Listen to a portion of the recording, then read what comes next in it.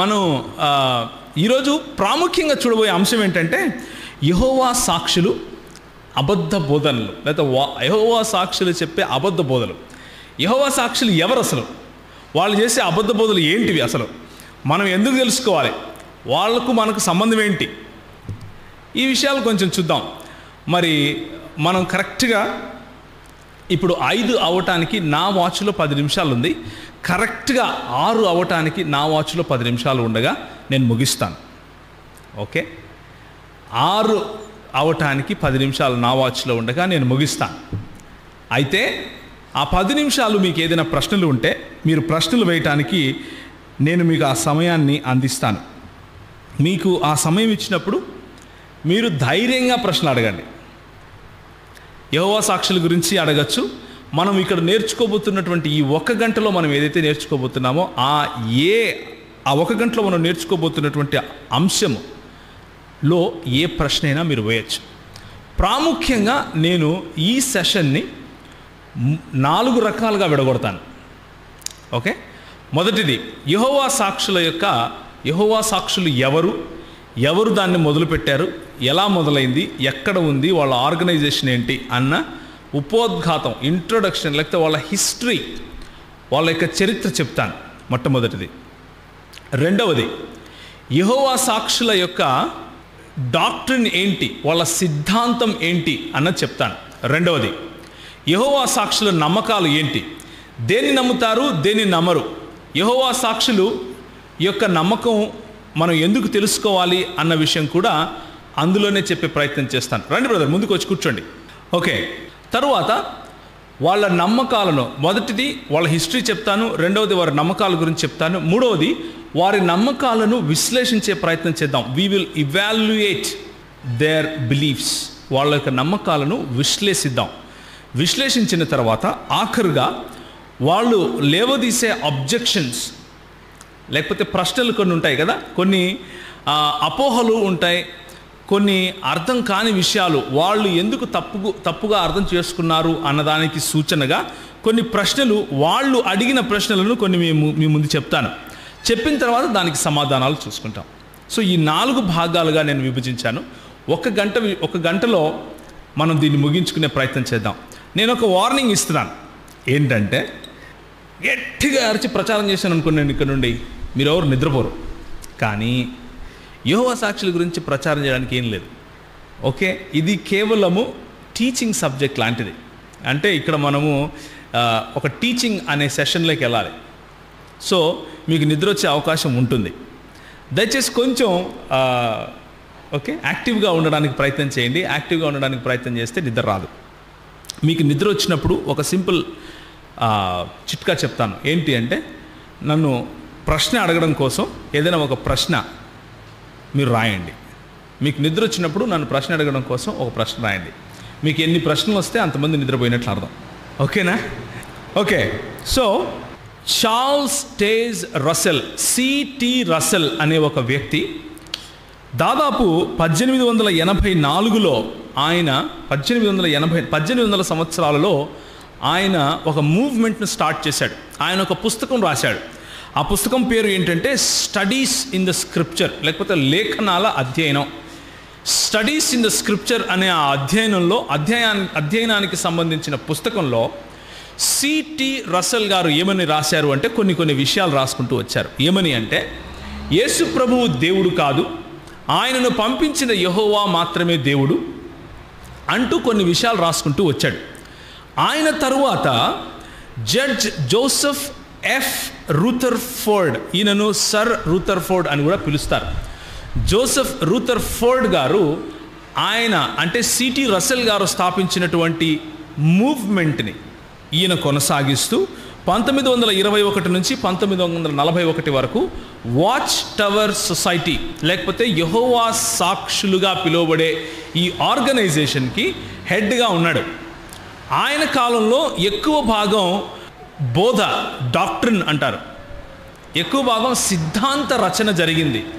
సిద్ధాంతాలను ప్రచురించే పని జరిగింది. సిద్ధాంతాలను the watch tower tract society అన్నటువంటి పేరుతో వాచ్ టవర్ సొసైటీ అన్న పేరుతో ముద్రించి మ్యాగజైన్లుగా పంపించడం మొదలుపెట్టారు. వాళ్ళు పంపించే మ్యాగజైన్స్ ఎలా ఉంటాయి అంటే, మీరు చూసే ఉంటారు కావలి కోట. ఎంతమంది చూశారు కావలి కోట అనే మ్యాగజైన్స్? చూశారు కదా, రైట్. ఆ కావలి కోట అనేటటువంటి మ్యాగజైన్ పేరుతో యెహోవా సాక్షుల యొక్క ఆలోచన దృక్పథాన్ని, లేకపోతే వాళ్ళ ఆలోచన సరళిని, వాళ్ళ ఆలోచన శైలిని, దేవుని వాక్యమైనటువంటి బైబిల్ గ్రంథాన్ని వాళ్ళు ఏ విధంగా అర్థం చేసుకుంటారు అన్న విషయాన్ని ఆ మ్యాగజైన్ల గుండా పంపించడం మొదలుపెట్టారు. అయితే ఆ మ్యాగజైన్ల గుండా పంపించడం మాత్రమే కాదు, కానీ వాళ్ళంతకు వాళ్ళు ఒక క్రొత్త బైబిల్ అనువాదాన్ని కూడా తీసుకొచ్చారు. దీన్ని ఏమంటారు అంటే NWT అంటారు, లేకపోతే ద న్యూ వరల్డ్ ట్రాన్స్లేషన్ అంటారు. న్యూ వరల్డ్ ట్రాన్స్లేషన్ అనే ఒక బైబిల్ను వాళ్ళంతకు వాళ్ళు తర్జుమా చేసుకుని రస్సలైట్స్గా పిలువబడే వీళ్ళు, రస్సలైట్స్ అని ఎందుకు పిలువబడ్డారు అంటే, చార్ల్స్ టేజ్ రస్సెల్ అనే వ్యక్తి ఈ మూవ్మెంట్ మొదలుపెట్టాడు కాబట్టి రస్సలైట్స్ అని పిలువబడ్డారు. కానీ లేదు మేము రస్సలైట్స్ కాదు, మేము యెహోవా సాక్షులము అని సర్ రూథర్ఫోర్డ్ గారి సమయంలో వాళ్ళంతకు వాళ్ళు ఆ పేరు పెట్టుకుని చాలా దేశాలలో తిరగటం మొదలుపెట్టారు. ఎన్నో పుస్తకాలు, ఆ పుస్తకాలలో ఉన్నటువంటి ఉదాహరణలు నేను చెప్పాను. The studies in the scripture, the deliverance, the harp of God అంటే దేవుని యొక్క బూర, ద హార్ప్ ఆఫ్ గాడ్. ఆ తర్వాత what has religion done for the man kind, మతం మానవులకు ఏం చేసింది. ఇలాంటి పుస్తకాలు ఎన్నో విప్లవాత్మకంగా రాసే ప్రయత్నం చేశారు. ఎందుకు నేను ఆ మాట విప్లవాత్మకంగా అని వాడుతున్నాను అంటే, ఆనాడు కేవలము ఒక పంథాలో ఆలోచించే వారికి, కేవలము దేవుని వాక్యాన్ని ఉన్నది ఉన్నట్లుగా తీసుకోవాలి అని నేర్పిస్తున్న సమయంలో, ఒక భిన్నమైన పద్ధతిలో కూడా దేవుని వాక్యాన్ని అర్థం చేసుకోవచ్చు అని చెప్పటానికి ఎవరైనా ముందుకు వస్తే అది విప్లవంగానే కనిపిస్తుంది. కాబట్టి ఆ విప్లవం మంచికా చెడుకా అన్న విషయం ముందు చూద్దాం. ఇప్పుడు జరిగిన హిస్టరీని మాత్రమే చూస్తున్నాం.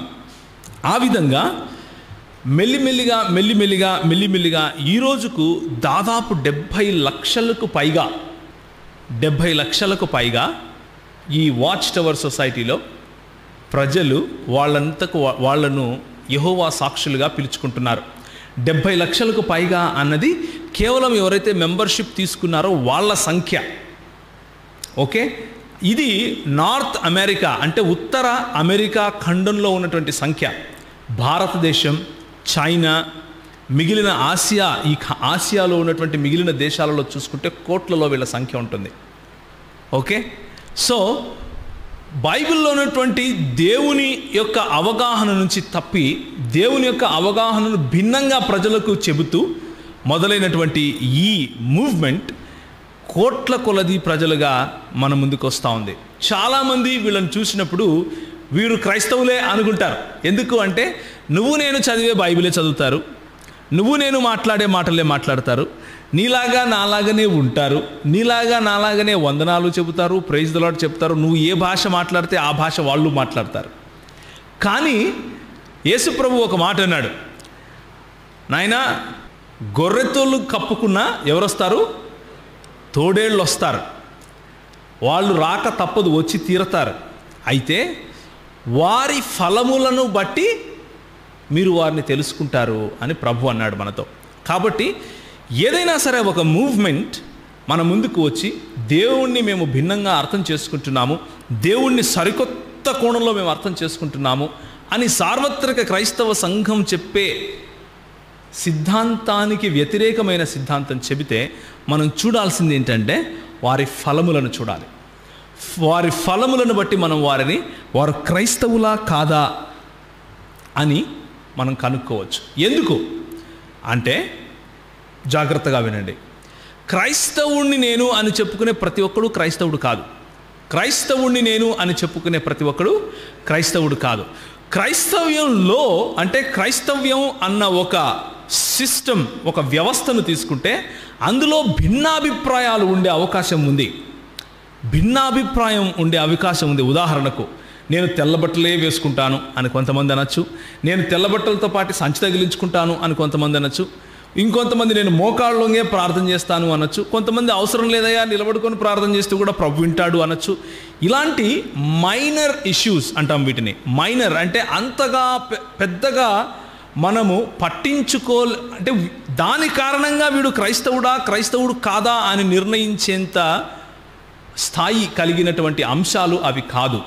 కానీ అలాంటి స్థాయి కలిగిన అంశాలు కొన్ని ఉన్నాయి. కొన్ని అంశాలను బట్టి వీడు క్రైస్తవుడా కాదా అని నిర్ణయించి తీరాలి. ఉదాహరణకు యేసు ప్రభువు యొక్క దైవత్వం, ఆయన దేవుడా కాదా అని అంటే దేవుడు అన్నవాడే క్రైస్తవుడు, దేవుడు అనకపోతే వాడు క్రైస్తవుడు కాదు. దేవుడు ఒకడా 10 మందా అంటే ఒకడే అన్నవాడే క్రైస్తవుడు. మనకు ఎంతమంది దేవుళ్ళు ఉన్నారు చెప్పండి? ద్వితీయోపదేశకాండము 6వ అధ్యాయము 4వ వచనం ఏముంటుంది? ఎవరైనా గట్టి చదువుతారా తెలుగులో? హెబ్రీ భాషలో ఎలా ఉంటుంది అంటే షిమా ఇస్రాయిల్ యాహ్వే ఎలోహిను యాహ్వే ఎఖాద్ అని ఉంటుంది. అంటే ఇస్రాయేలు వినుము, నీ దేవుడైన యెహోవా అద్వితీయుడగు యెహోవా అని ఉంటుంది. అంటే అద్వితీయుడు అన్న పదానికి అర్థం ఏంటి అంటే ఆయనను పోలిన వాడు ఇంకొకడు లేడు అని, ఆయన వంటి వాడు ఇంకొకడు లేడు అని. ఆయన హిందీ భాషలో దీన్ని ఎలా తర్జుమా చేశారు అంటే సున్ ఇస్రాయిల్ యాహ్వే పరమేశ్వర్ తుమ్హారా ఏక్ మాత్ర పరమేశ్వర్ హే అని రాశారు. అంటే ఆయన ఒకానొకడు, ఆయన వంటి వాడు ఇంకొకడు లేడు. రెండవది, యేసు ప్రభు దేవుడు అని నమ్మేవాడు మాత్రమే క్రైస్తవుడు, దేవుడు ఒకడే అని నమ్మేవాడే క్రైస్తవుడు. అయితే ఈ దేవుడు తన్ను తాను తండ్రి కుమార పరిశుద్ధాత్మలుగా ప్రకటించుకున్నాడు. లేకపోతే తన ప్రకాశమైనటువంటి బైబిల్లో తన ప్రత్యక్షత అయినటువంటి బైబిల్ గ్రంథంలో ఈ ఒక్క దేవుడు తన్ను తాను తండ్రి కుమార పరిశుద్ధాత్మలుగా ప్రకటించుకున్నాడు అని నమ్మేవాడే క్రైస్తవుడు. అలా నమ్మని వాడిని మనం క్రైస్తవుగా పిలవలేము. ఎందుకు పిలవలేమో ముందు చూద్దాం. 3, 4 మన చేతిలో ఉన్నటువంటి 66 పుస్తకాలైనటువంటి ఈ బైబిల్ గ్రంథము సంపూర్ణంగా ఏ చిక్కు లేకుండా, ఏ విరోధము అందులో లేకుండా సంపూర్ణంగా దేవుని వాక్యము అని నమ్మాలి. అలా నమ్మని వాడిని మనం క్రైస్తవుడు అని పిలవటానికి వీల్లేదు. మొన్న ఈ మధ్య కొంతమంది ముస్లింలతో కూడా డిబేట్ చేసే పాస్టర్ ఒక ఆయన ఉన్నాడు. పేరు వద్దులేండి, బాగుండదు చెబితే. ఆయన వచ్చి మా దగ్గర కూర్చొని మాట్లాడుతూ ఉన్నాడు. మాట్లాడుతూ అంతా బాగుందండి, నేను అంతా నమ్ముతాను, కాకపోతే బైబిల్లో ఉన్నటువంటి అక్కడక్కడ కొన్ని పదాలు ఉన్నాయి కదా, అవి దేవుని వాక్యము అని చెప్పలేమండి అన్నాడు. దాని తర్వాత అరగంటకు పంపించేసాం ఆయన్ని. ఎందుకు అంటే బైబిల్లో అక్కడక్కడ దేవుని వాక్యం కాకుండా ఇంకెవరి వాక్యమో ఉంది అని నమ్మేవాడు క్రైస్తవుడు అవ్వటానికి వీల్లేదు. ఎందుకు వీల్లేదో ముందు చెప్తాను. దేవుని వాక్యము, దేవుని ఉనికి, క్రీస్తు మనకు పునాదులు.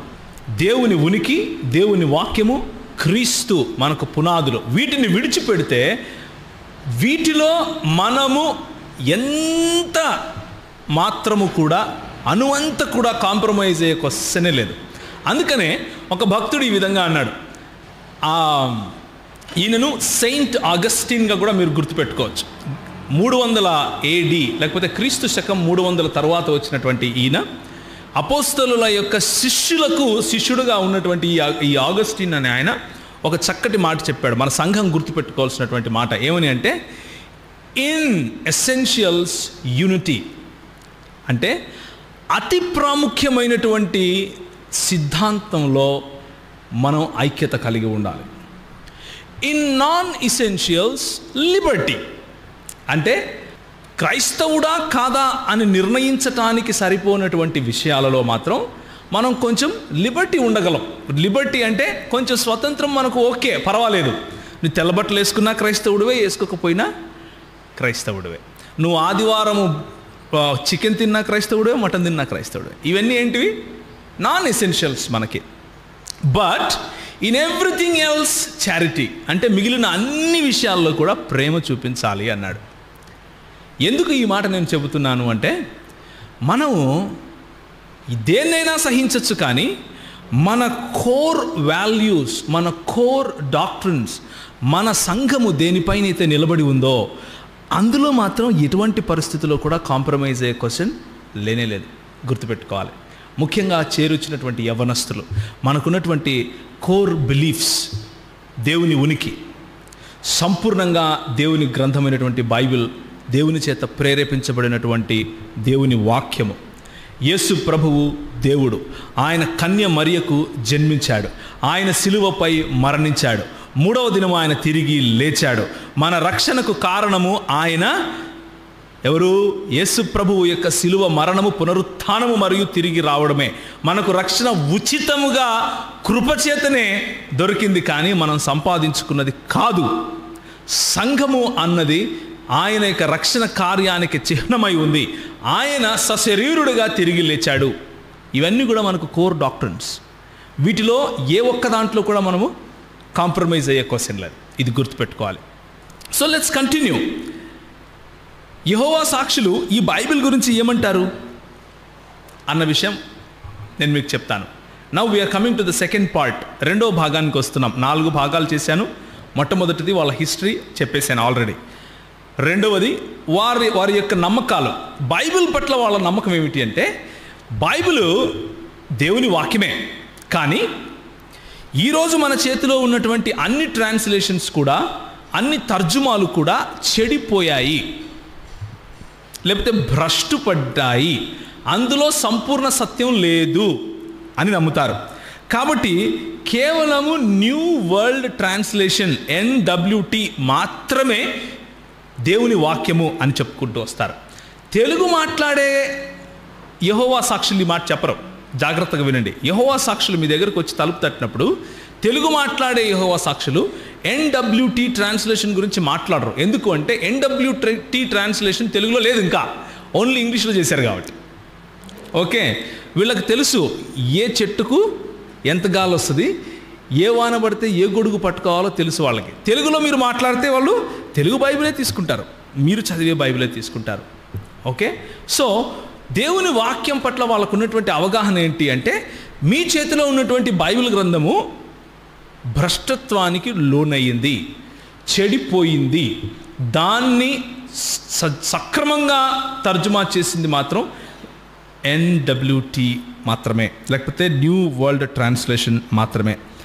మొట్టమొదటిది. 2, let us talk about their belief about God. దేవుని గురించినటువంటి వాళ్ళ యొక్క నమ్మకాన్ని ఒకసారి నేను చెప్తాను. వారి ఉద్దేశంలో దేవుడు ఒంటరివాడు, ఒక్కడు. వారి ఉద్దేశంలో దేవుడు ఒంటరివాడు లేక ఒక్కడు. యెహోవా మాత్రమే దేవుడు. యెహోవా కుమారునిగా వచ్చినటువంటి యేసు ప్రభువు దేవుడు కాదు. ఇప్పుడు జాగ్రత్తగా వినాలి. యెహోవా కుమారుడుగా వచ్చినటువంటి యేసు ప్రభువు దేవుడు కాదు. త్రిత్వ సిద్ధాంతము అనగా దేవుని యొక్క ఉనికి అయినటువంటి తండ్రి, కుమార, పరిశుద్ధాత్మలుగా తను తాను ప్రకటించుకున్నటువంటి దేవుడు అని ఎవరైతే చెబుతారో వారు దేవునికి సంబంధించిన వారు కాదు అని చెప్తారు. దేవుడు తండ్రి, కుమార, పరిశుద్ధాత్మలుగా తను తాను ప్రకటించుకున్నాడు అని చెప్పే సిద్ధాంతము అది సాతానుకు సంబంధించిన సిద్ధాంతము అని చెప్తారు. సాతాను చేత సంఘంలో ప్రవేశపెట్టబడినటువంటి సిద్ధాంతము అని చెప్తారు. 3వది, మిఖాయేలు దూత తెలుసా మీకు? ఏం చేస్తాడు మిఖాయేలు దూత? ఎంతమందికి తెలుసు మిఖాయేలు దూత? దానియేలు గ్రంథంలో మిఖాయేలు దూత వస్తాడు ఆయన పక్షాన పోరాడటానికి. ఆ మిఖాయేలు దూత ఇంకెవరో కాదు, యేసు ప్రభువు అని నమ్ముతారు. ఎవరు? యెహోవా సాక్షులు. మిఖాయేలు దూత యేసు ప్రభువు లేకపోతే యేసు క్రీస్తు అనబడిన రక్షకుడు అని యెహోవా సాక్షుల యొక్క నమ్మకం. ఆ తరువాత ఆయన పుట్టుకకు ముందు మిఖాయేలుగా ఉన్నాడు, పుట్టిన తరువాత పాపము లేకుండా జీవించాడు, చనిపోయి తిరిగి లేచినప్పుడు ఏ శరీరంతో అయితే చనిపోయాడో అదే శరీరంతో లేచాడు. After the resurrection Christ became a spirit, లేకపోతే ఈ శరీరము, ఈ రక్తమాంసములు ఏవైతే ఉన్నాయో అవి అక్కడే విడిచిపెట్టాడు, కానీ ఆత్మలో లేచాడు. ఆయనకు శరీరం లేదు అని నమ్ముతారు. ఓకే, మనం ఎలా నమ్ముతాం? క్రైస్తవుల విశ్వాసం ఏమిటి ముందు చూద్దాం. ఓకే, ఇంతవరకు సుధీర్ చెప్పినప్పుడు మీరు గమనించి ఉంటారు. నేను ఎందుకు లూకా సువార్త 23-24 వచ్చిన అధ్యాయాలు ఎన్నుకున్నానో మీకు చెబుతాను.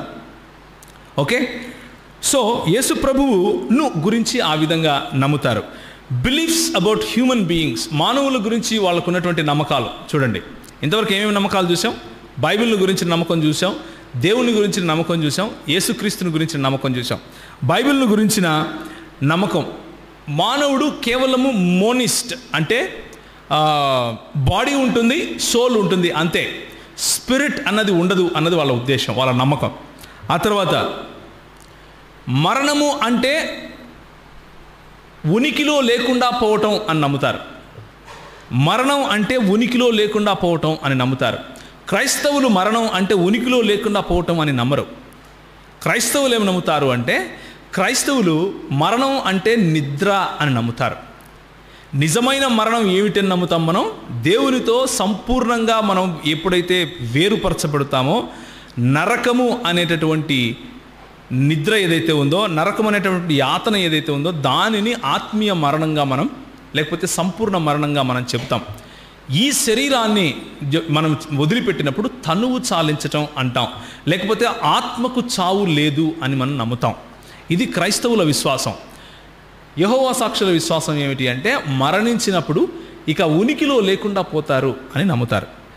అయితే తిరిగి లేవటం అంటే ఏమిటి అని అడిగినప్పుడు వాళ్ళు ఏం చెప్తారు అంటే, దేవుడు వచ్చి పునరుత్థానం దినమున పునరుత్థానం చేసినప్పుడు అందరికీ వాళ్ళు తిరిగి క్రియేట్ చేయబడతారు, వాళ్ళు తిరిగి సృష్టింపబడతారు అని నమ్ముతారు. ఓకే, వాళ్ళు తిరిగి సృష్టింపబడతారు అని నమ్ముతారు. మనం అలా నమ్మం.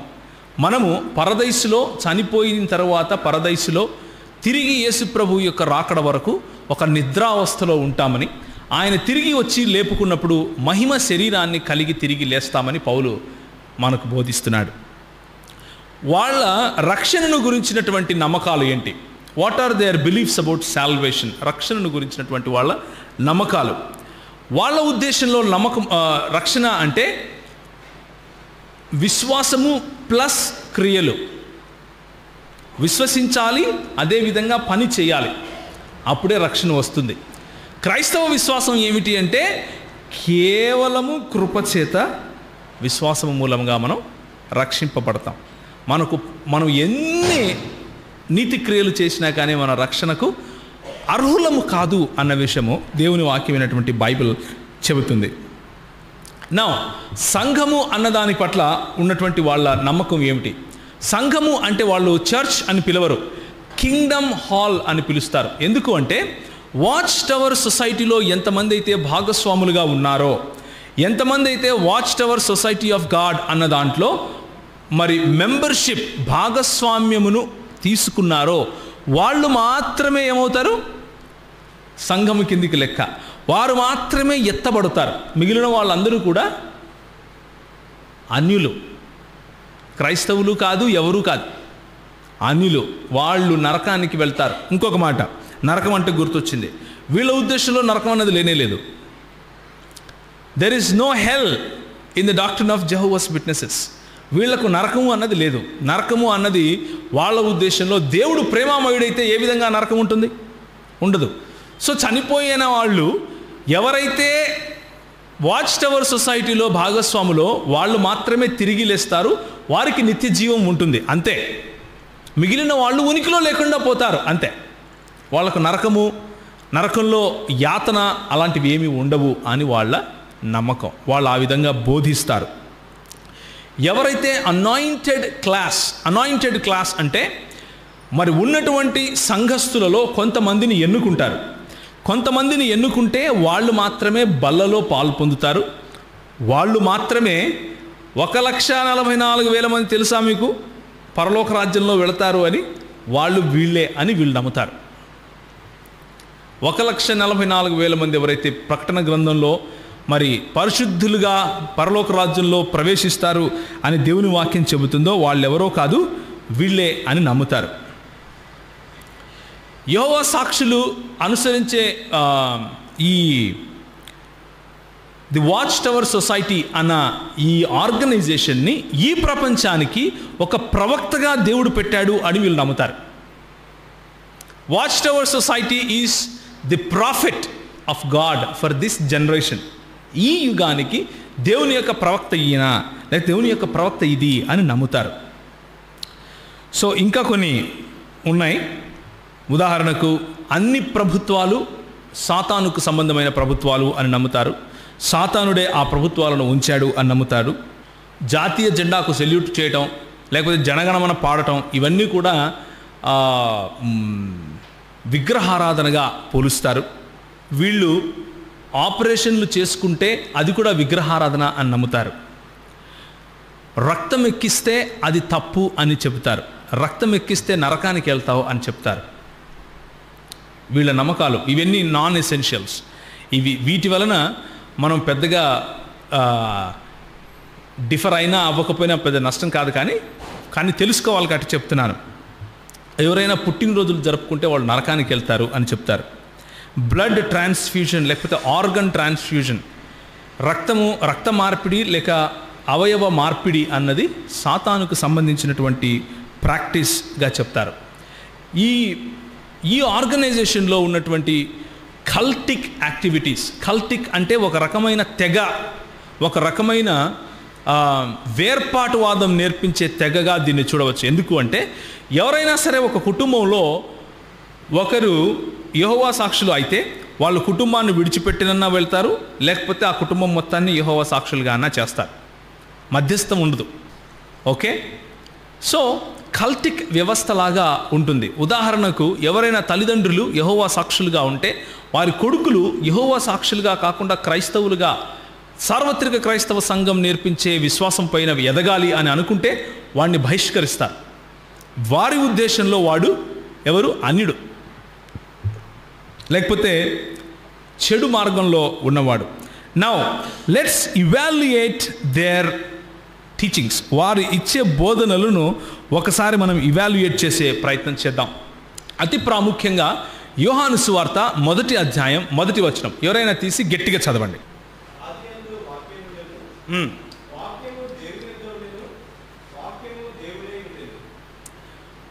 ఆదియందు వాక్యముండెను, వాక్యము దేవుని యొద్ద ఉండెను, వాక్యము దేవుడై ఉండెను. రైట్. ఇప్పుడు లూకాసు వార్త 23వ అధ్యాయం 43వ వచనం. లూకాసు వార్త 23. ఇంతవరకు సుధీర్ ఏదైతే చదివాడో లేకపోతే ఏదైతే ఇక్కడ నుంచి చెప్పాడో ఆ లూకాసు వార్త 23వ అధ్యాయం 43వ వచనం చదవాలి. ఎవరైనా చదువుతారు గట్టిగా?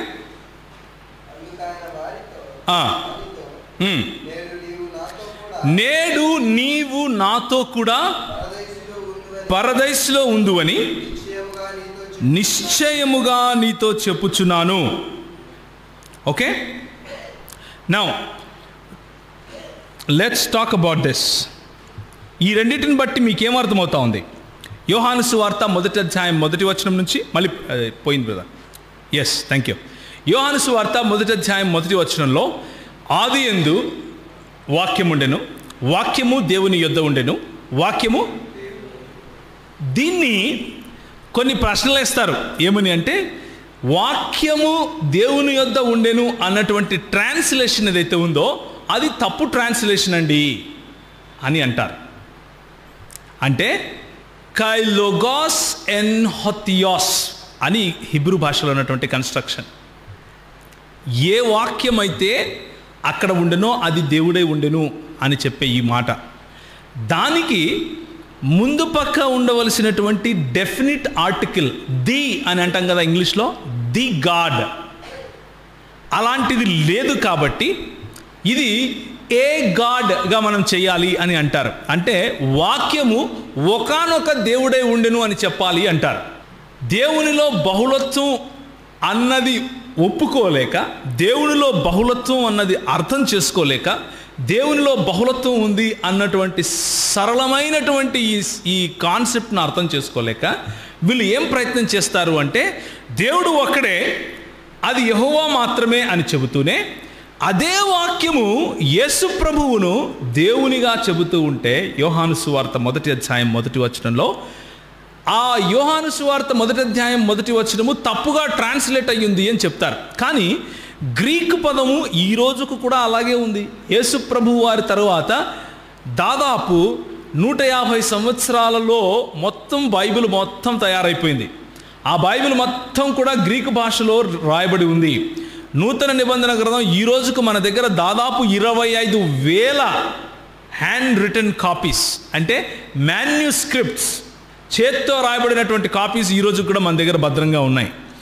ఎక్కడ కూడా ఏ లాటిన్ వల్గేట్ కానీ, ఏ గ్రీక్ వల్గేట్ కానీ, అక్కడ నుంచి తీసుకున్న సిరియన్ ట్రాన్స్లేషన్స్ కానీ, దాని తర్వాత తీసుకున్నటువంటి ఇథియోపియన్ ట్రాన్స్లేషన్స్ కానీ, ఆ తర్వాత వచ్చినటువంటి కాప్టిక్ ట్రాన్స్లేషన్స్ కానీ. కాప్టిక్ ట్రాన్స్లేషన్స్ అంటే ఇప్పుడు ఐగుప్తు దేశం, ఈజిప్ట్, ఎక్కడ కూడా ఎవరు కూడా ఒక దేవుడు అని చేయలేదు.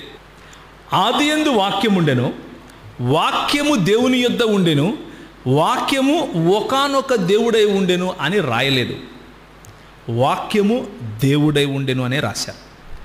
ఎందుకు అలా రాశారు అంటే అదే సరైన భాష.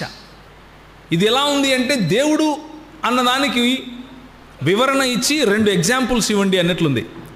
ఇవ్వగలుగుతారా? ఎక్స్ప్లెయిన్ లేకపోతే define God and give 2 examples. Can you give 2 examples to God within the framework of Bible? బైబిల్కు ఉన్నటువంటి ఆ నేపథ్యంలో దేవునికి 2 ఉదాహరణలు ఇవ్వగలమా? ఇవ్వలేం. ఎందుకు? ద్వితీయోపదేశకాండం 6వ అధ్యాయం 4వ వచనం ఏం చెప్తుంది? ఇశ్రాయేలు వినుము, నీ దేవుడైన యెహోవా అద్వితీయుడగు యెహోవా, యెహోవా మాత్రమే దేవుడు. అందులో ఏ డౌట్ లేదు. అయితే మా అవగాహన లేని వాళ్ళు ఏమనుకుంటారు అంటే యెహోవా అనగానే తండ్రి మాత్రమే అనుకుంటారు. అది సమస్య అక్కడ వచ్చింది. యెహోవా అన్న పదము మాట్లాడంగానే తండ్రి మాత్రమే అనుకుంటారు. అయితే యెహోవా అన్న పదము తండ్రికి వాడారు, కుమారునికి వాడారు, పరిశుద్ధాత్మకు కూడా వాడారు అన్న విషయాన్ని మనం గుర్తు చేసుకోవాలి. ఎందుకు అంటే ఒకసారి నాతో పాటు ఆది కాండంలోకి వెళ్దాం. ఆది కాండము 16వ అధ్యాయం. మొట్టమొదటిసారిగా దేవుడు హాగరుకు ప్రత్యక్షమైనటువంటి సమయం అది. దేవుడు హాగరుకు ప్రత్యక్షమైనప్పుడు ఆయన ఎలా ప్రత్యక్షమవుతాడు అంటే దేవుని దూతగా, యెహోవా దూతగా ప్రత్యక్షమవుతాడు. హాగరు ఆగు అని ఒక నీటి బుగ్గ వద్ద ఆమెను ఆపి ఆమెతో మాట్లాడిన తర్వాత, నువ్వు వెళ్ళు, తిరిగి నీ సారా దగ్గరికి వెళ్ళు, నువ్వు పారిపోతున్నావు కదా ఇక్కడ నుంచి, తిరిగి అక్కడికే వెళ్ళు, నేను నిన్ను ఆశీర్వదిస్తాను, నేను నీకు బిడ్డనిస్తాను అని చెప్పి ఆశీర్వదించి పంపించిన తర్వాత హాగరు ఆ ప్రత్యక్షతను చూసి ఏమంటుందో తెలుసా? ఒకసారి చదవండి. యోహాను ఆది కాండము 16వ అధ్యాయము చదవండి. చూచుచున్న దేవుడవు నీవే అని అన్న పేరు తనతో మాట్లాడిన యెహోవాకు పెట్టెను. కానీ కనిపించింది ఎవరు? మాట్లాడింది ఎవరు? యెహోవా దూత. కానీ ఈమె అర్థం చేసుకుంది ఎవరు కనిపించి ఎవరు మాట్లాడారని, యెహోవా మాట్లాడాడు అని అర్థం చేసుకుంది. ఇదే మాట తిరిగి మరి అబ్రహాము జీవితంలో కూడా జరుగుతుంది. అబ్రహాము మరి 19వ అధ్యాయం కనుక వెళితే, నేను లోతు ఉన్నటువంటి సొదొమ గొమొరాలను నేను నాశనం చేస్తున్నాను, ఆ మాట నీకు చెప్పకుండా ఉంటానా అబ్రహాము? మరి నీకు చెప్పి తీరతాను కదా అని చెప్పినప్పుడు అబ్రహాం అంటాడు, అయ్యా మరి అక్కడ ఒక 50 మంది ఉంటే వదిలేస్తావా, 40 మంది ఉంటే వదిలేస్తావా, 10 మంది ఉంటే వదిలేస్తావా అని బేరసారాలు ఆడుతూ ఉన్నప్పుడు యెహోవా సన్నిధిని అబ్రహాము అక్కడ నిలిచున్నప్పుడు, యెహోవా అక్కడ నుంచి వెళ్ళిపోయిన తరువాత యెహోవా సొదొమ మీదను గొమొర్రా మీదను పైనున్న యెహోవా వద్ద నుండి అగ్నిని గంధకములను కురిపించెను అన్న మాట మనం చూస్తాం 19వ అధ్యాయంలో. అంటే ఎదురుగా నిలబడుకున్నటువంటి యెహోవా పైనటువంటి యెహోవా వద్ద నుండి అగ్నిని గంధకాన్ని కురిపించాడు అన్నట్లుగా ఇంగ్లీష్ తర్జుమాలో చాలా భేషుగ్గా ఉంటుంది. ఏమనుంటుందంటే, the Lord rained sulphur and brimstone on Sodom and Gomorrah from the Lord above the heaven అని ఉంటుంది.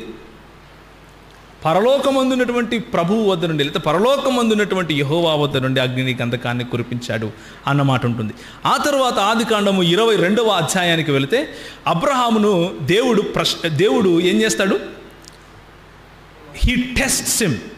ఆయనకు ఒక పరీక్ష పెడతాడు. పరీక్ష పెట్టి, నేను నీకు కానుకగా ఇచ్చినటువంటి ఇస్సాకును తీసుకుని వెళ్ళి బలి ఇవ్వు అంటాడు. బలి ఇవ్వు అంటే సరే ప్రభు అని చెప్పి బయలుదేరి వెళ్తూ ఉంటాడు. బయలుదేరి వెళ్తూ ఉంటే అక్కడ సేవకులు అడుగుతారు, అయ్యగారు ఎక్కడికి వెళ్తున్నారయ్యా, మరి సమయం మరి ఎక్కడికి వెళ్తున్నారు, పై కొండకి వెళ్తున్నారు అంటే, అవును నేను నా కుమారుడు వెళ్ళి బలి అర్పించి తిరిగి వస్తాము అంటాడు. విశ్వాసంతో చెబుతాడు, ఏమని? నేను నా కుమారుడు వెళ్తున్నాము, మేమిద్దరం తిరిగి వస్తాం మళ్ళీ అని. ఎందుకు? అబ్రహాముకు దేవుని పట్ల ఉన్నటువంటి నమ్మకం అది. ఏమని? ఆయన ఇచ్చింది ఆయన తిరిగి తీసుకోడు, అయినా సరే ఆయన అడిగితే నేను ఇచ్చేస్తాను.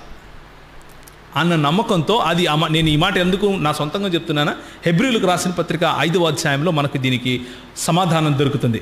అబ్రహాము తన కుమారుని తీసుకుని పైకి వెళ్ళినప్పుడు ఇంకా ఆ కుమారుణ్ణి చంపుదాము అని చేతిలో ఉన్నటువంటి కత్తి తీసి పైకెత్తంగానే ఒక మాట వినిపిస్తుంది. సార్ చూస్తారా, ఆదికాండం 22వ అధ్యాయం.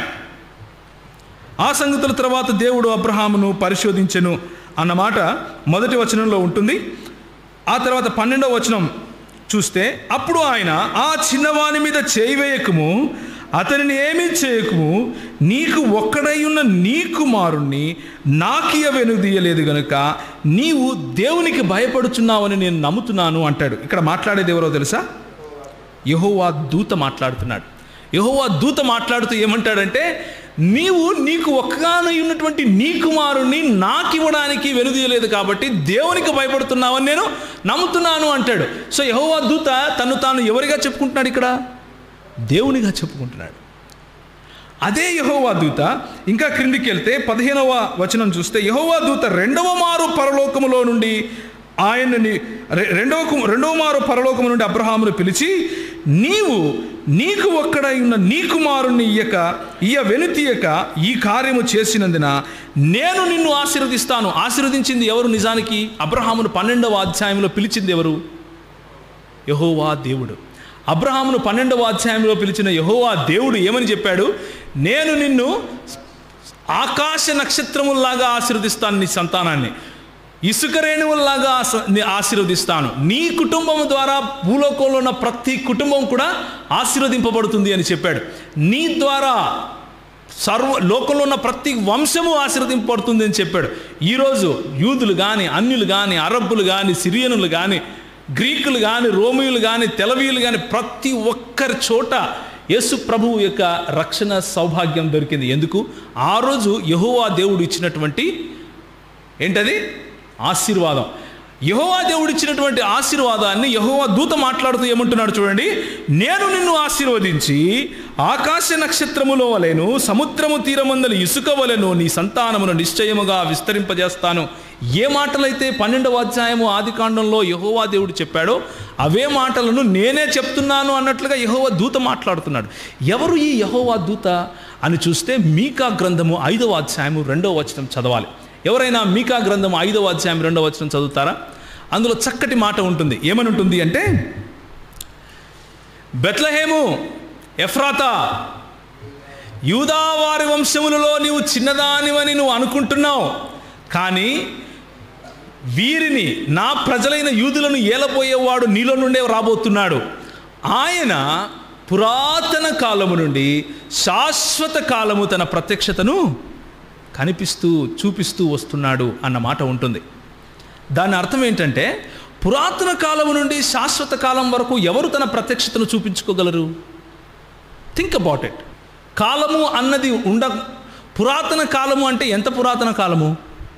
సృష్టి అన్నది సృష్టించినప్పుడు కాలము అన్నది కూడా సృష్టింపబడి ఉంటుంది. దానికి ముందు అది పురాతన కాలమేనా? నేటి వరకు అది శాశ్వత కాలమేనా? దీని తర్వాత వచ్చే యుగం కూడా శాశ్వత కాలమేనా?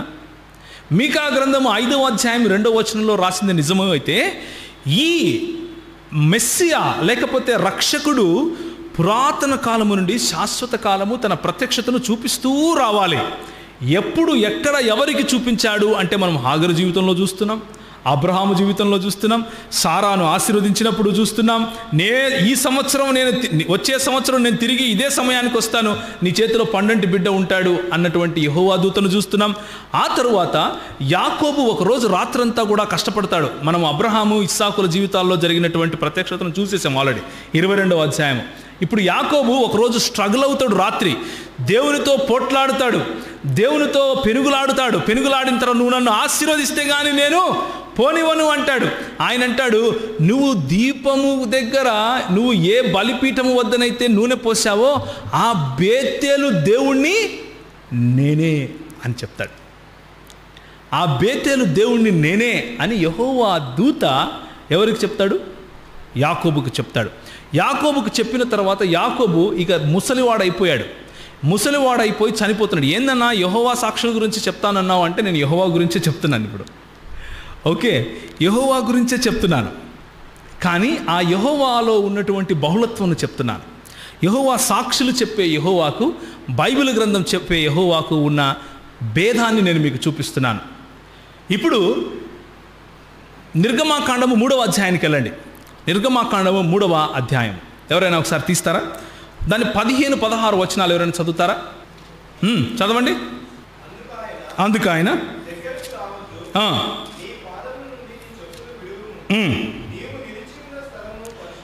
నీవు నిలిచియున్న స్థలము పరిశుద్ధ ప్రదేశము, నేను నీ తండ్రి దేవుడను, అబ్రహాము దేవుడను, ఇస్సాకు దేవుడను, యాకోబు దేవుడను అని చెప్తున్నారు. ఎవరు చెప్తున్నారు ఇక్కడ? నేను అని ఎవరు చెప్పుకుంటారు ఇక్కడ? యెహోవా కాకుండా నువ్వు చెప్తావా నేను యెహోవా దేవుడిని? చెప్పవు. నేను చెప్పుకోలేను. యెహోవా దేవుడే చెప్పు ఉండాలి. ఏమని చెప్పు ఉండాలి? నేను అబ్రహాము దేవుడిని, నేను ఇస్సాకు దేవుడిని, నేను యాకోబు దేవుడిని అని చెప్పు ఉండాలి. యాకోబు దేవుడు, అబ్రహాము దేవుడు ఎవరు అని చూస్తే, అబ్రహాము ఎవరికైతే బలి ఇవ్వాలని తనకు కుమారుడైనటువంటి ఇస్సాకును తీసుకెళ్లాడో, యెహోవా దూతగా తన్ను తాను ప్రత్యక్షపరుచుకున్నటువంటి యెహోవా గురించి మాట్లాడుకుంటున్నాం. ఆయన నువ్వు నాకు నీ కుమారుని ఇవ్వటానికి వెనుదీయలేదు కాబట్టి నేను నిన్ను ఆశీర్వదిస్తానంటున్నాడు. నేను నిన్ను ఆకాశ నక్షత్రాలుగా చేస్తానంటున్నాడు. నేను నిన్ను ఇసుక రేణువుల వలె వర్ధిల్ల చేస్తాను అంటున్నాడు. అదే అబ్రహాము, ఇస్సాకుల తర్వాత యాకోబు గురించి మాట్లాడుకుంటున్నాం. ఇప్పుడు కనెక్షన్ వచ్చిందా? రైట్. ఇక్కడ 3వ అధ్యాయము ఎక్సడస్ లేకపోతే నిర్గమాకాండం గురించి ఎందుకు చూస్తున్నాము అంటే, దేవుడు తనకు తాను ఒక ఆధార్ కార్డు చూపిస్తున్నాడు. మనం వెళ్ళామనుకోండి, నేను ప్రవీణ్ అన్నాను అనుకోండి, అరే నువ్వు ప్రవీణ్ బాగానే ఉంది, ఏంటి నీ గుర్తింపు అంటే, నేను నా పాస్పోర్ట్ కానీ ఆధార్ కార్డు కానీ లైసెన్స్ కానీ చూపించాలి. ఫలానా వ్యక్తి కొడుకుని, ఫలానా ఊరికి చెందినవాడిని, ఫలానా అడ్రస్లో ఉంటాను అని చెప్పినట్లుగానే యెహోవా దేవుడు తాను ఒక ఆధార్ కార్డు చూపిస్తున్నాడు మనకి. ఏమని? ఒరే బాబు, నీ తండ్రి అయిన అబ్రహాము దేవుణ్ణి నేనే, నీ తండ్రి అయిన ఇస్సాకు దేవుణ్ణి నేనే, నీ తండ్రి అయిన యాకోబు దేవుణ్ణి నేనే అంటూ ఎవరికి చెప్తున్నాడో తెలుసా? మోషేకి చెప్తున్నాడు. మోషే అడుగుతున్నాడు, నన్ను పంపిస్తున్నావు బాగానే ఉంది, వాళ్ళు అడుగుతారు ఎవరు పంపిస్తే వచ్చావని నేనేం చెప్పాలి సమాధానం? ఎవరు నువ్వు అన్నందుకు సమాధానం చెప్తున్నాడు. అయితే ఈ సంఘటన జరగటానికి ముందు ఒక విషయం జరిగింది. ఏం జరిగింది అంటే, ఆయన అలా చూస్తున్నాడు, ఒక పొద మండుతూ ఉంది కానీ పొద మాత్రం కాలిపోవట్లేదు. పొద పైన అగ్ని ఉంది కానీ పొద కాలిపోవటం లేదు. చూద్దాం ఏమైందో అంటూ అక్కడికి అడుగులు వేయని ఆరంభించాడు అటువైపు. ఇప్పుడు చూడండి 3వ అధ్యాయం 2వ వచనం. యెహోవా కదా ఇప్పుడు, కానీ ప్రత్యక్షమైంది ఎవరు? యెహోవా దూత. యెహోవా దూత అతనికి ప్రత్యక్షమాయను. అతడు చూచినప్పుడు అగ్ని వలన ఆ పొద మండుచుండెను కానీ పొద కాలిపోలేదు. అప్పుడు మోషే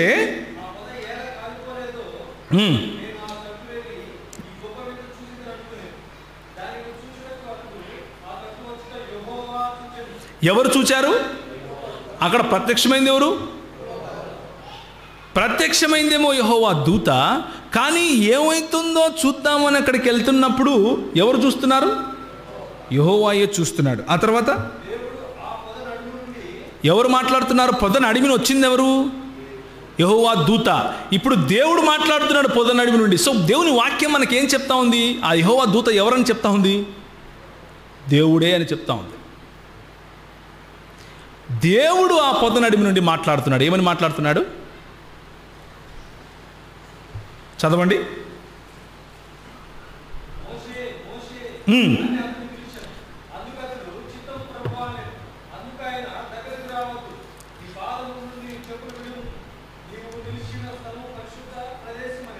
సో ఇప్పుడు డాట్స్ కనెక్ట్ అవుతున్నాయి కదా.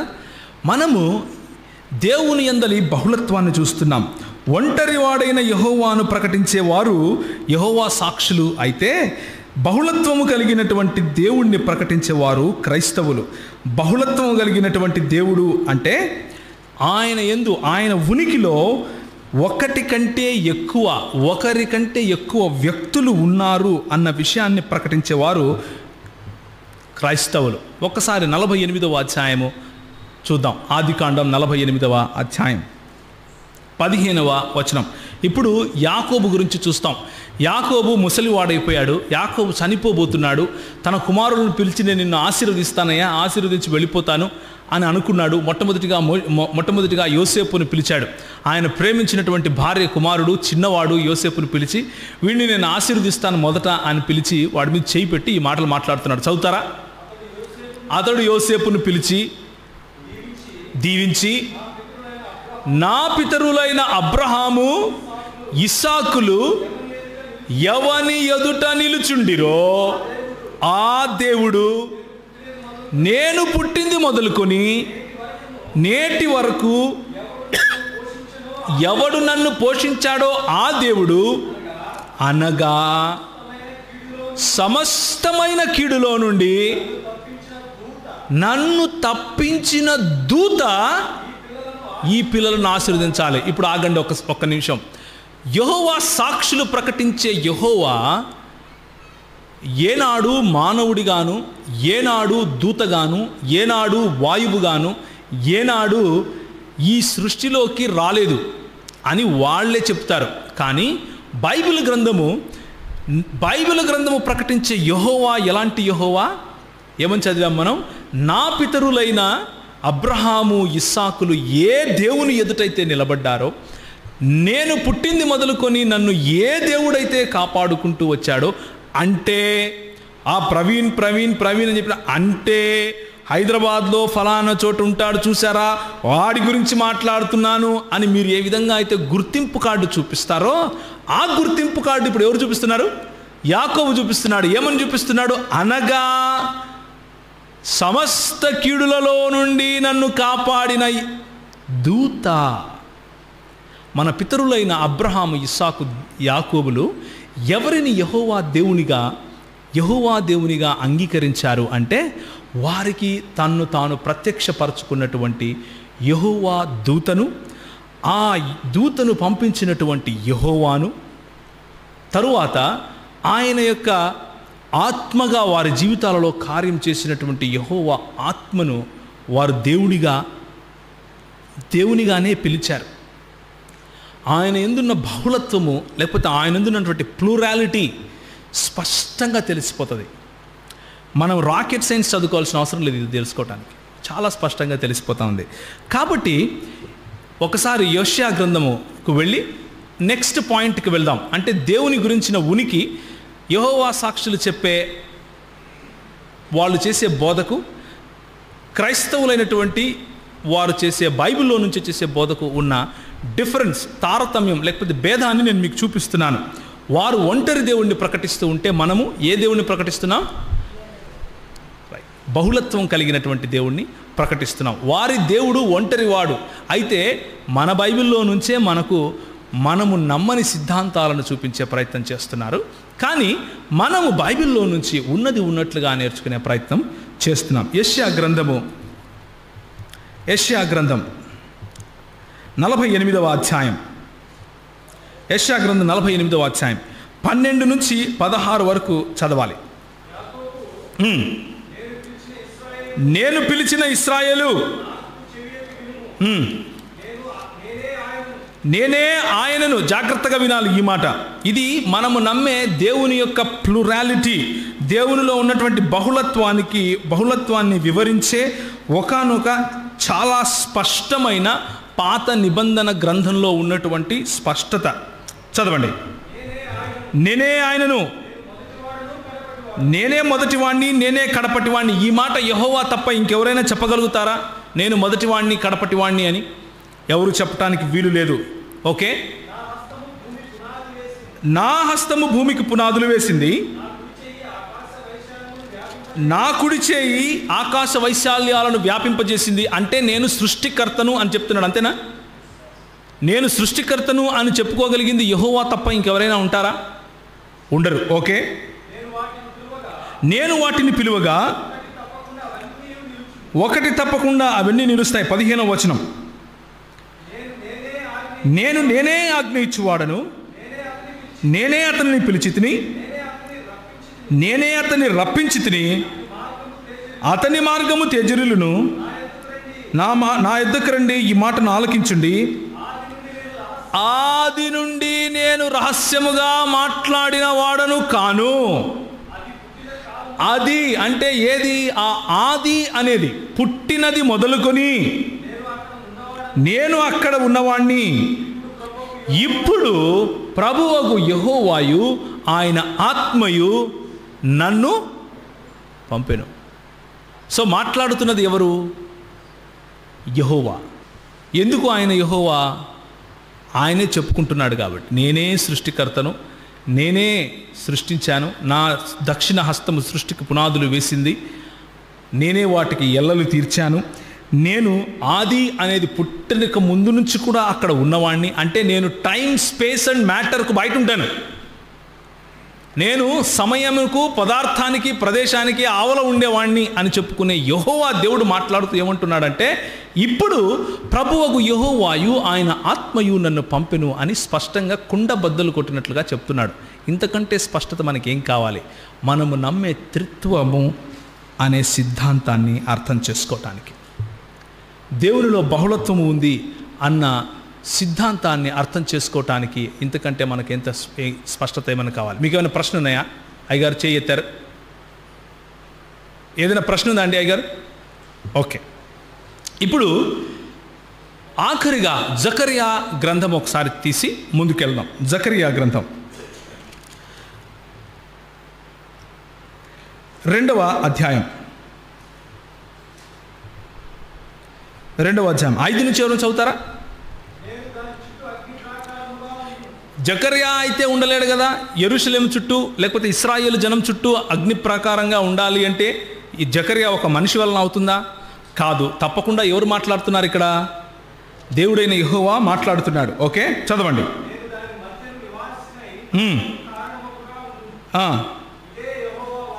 ఓకే, చదవండి. 10వ వచనానికి వెళ్దామా? సియోను నివాసులారా,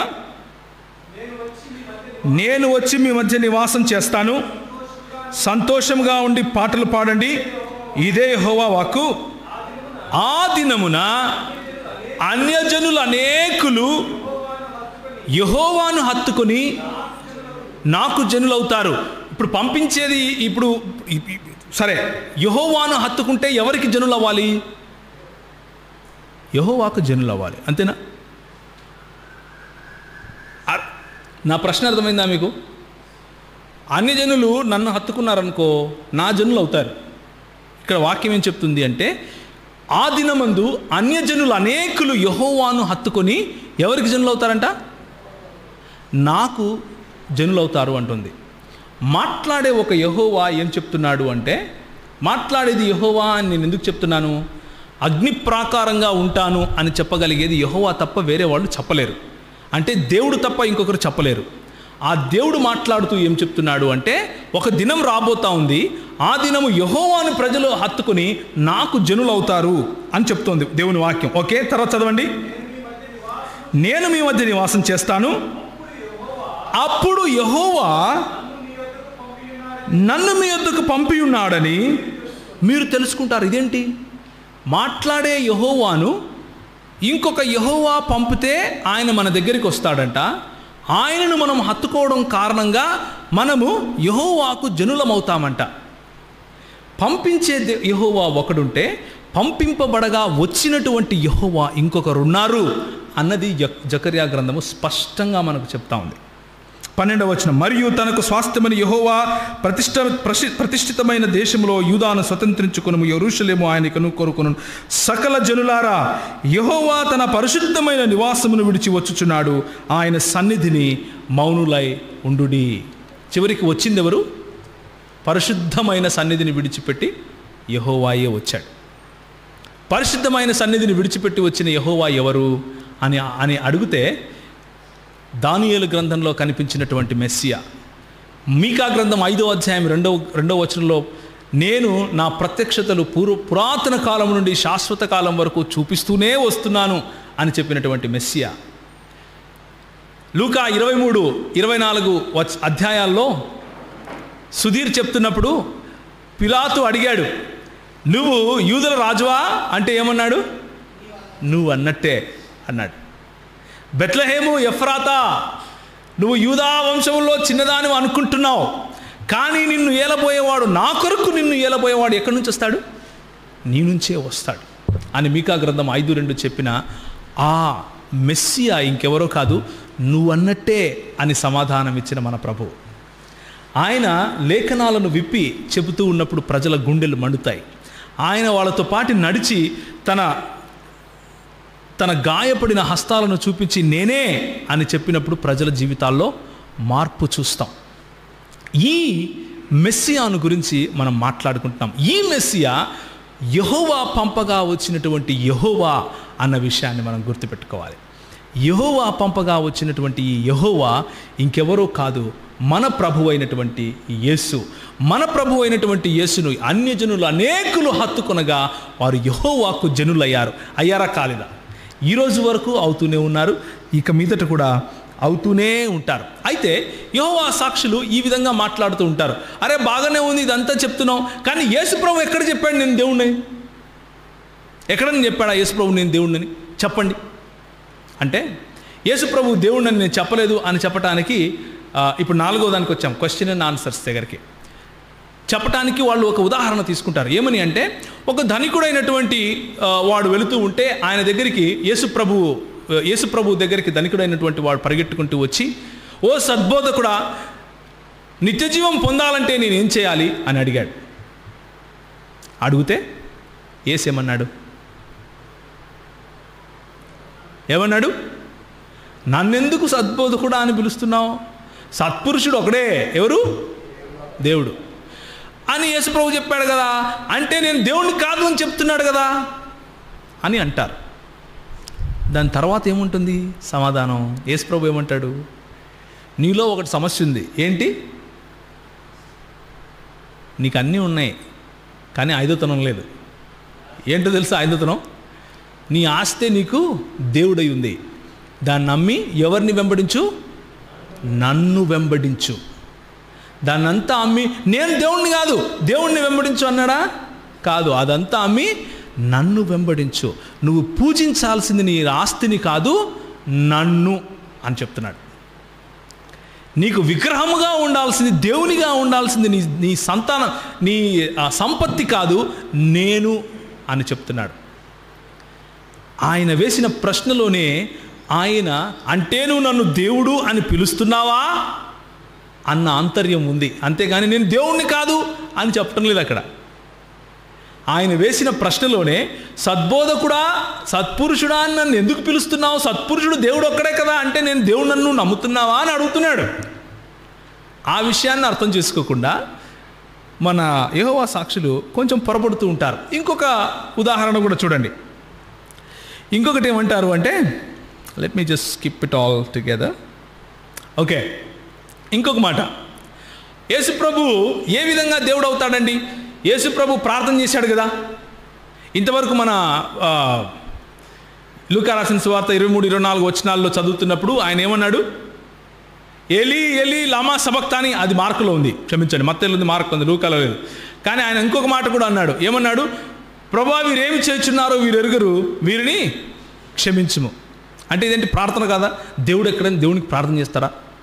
మన క్రైస్తవులు అబ్బా అవును కదా, ప్రార్థించాడు అంటే దేవుడు ఎలా అవుతాడు?